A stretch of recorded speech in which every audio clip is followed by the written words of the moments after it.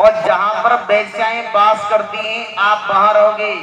और जिस घर के अंदर दीपक नहीं जलाया जाता है, भगवान का नाम नहीं लिया जाता है, जहां गुरु का मान नहीं है, माता पिता का मान नहीं है, आप उस जगह वास करोगे।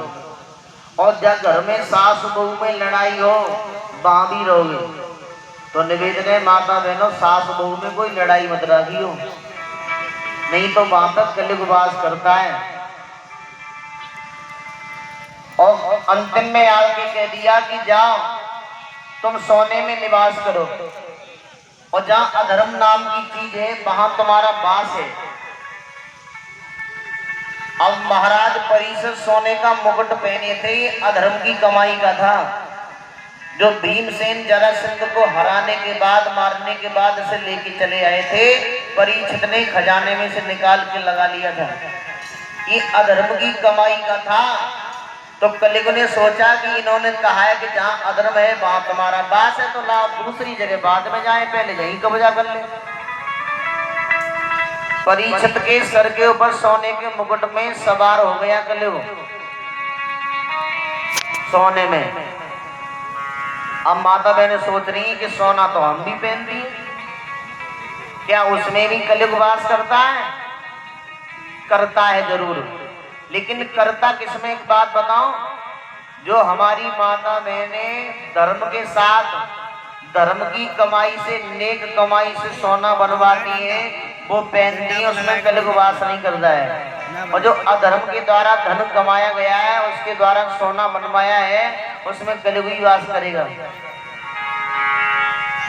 परीक्षित की बुद्धि खराब कर दी और परीक्षित चले लोमश ऋषि के आश्रम की तरफ बढ़े। महात्मा जी तपस्या कर रहे थे, आंख बंद करके बैठे हैं।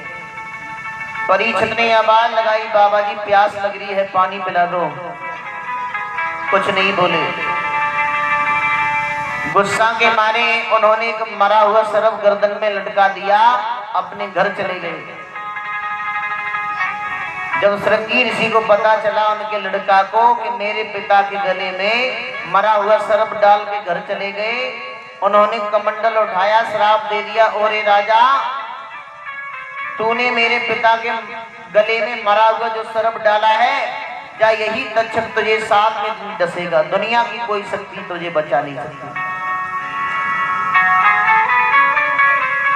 तो हमारे भाई बंधु ये सोच रहे होंगे ये श्राप अकेले परीक्षित को ही लगा है, नहीं, ये श्राप हमारे तुम्हारे सबके लिए लगा है, अगर समझा जाए तो। क्यों? क्योंकि 7 दिन के अलावा हमारे तुम्हारे जीवन में कोई 8वां दिन है? इन्हीं 7 दिन में आए और गए, आए गए, तो वो काल सबको आके डसेगा 7 दिन के अंदर, और हमें जाना ही होगा। और थोड़ी देर में बड़ी सुंदर झांकी आने वाली है, भोले बाबा पार्वती की और शुक्र शनिचर की किस तरह से बारात लेके आएंगे। बहुत बड़ी बारात आने वाली है,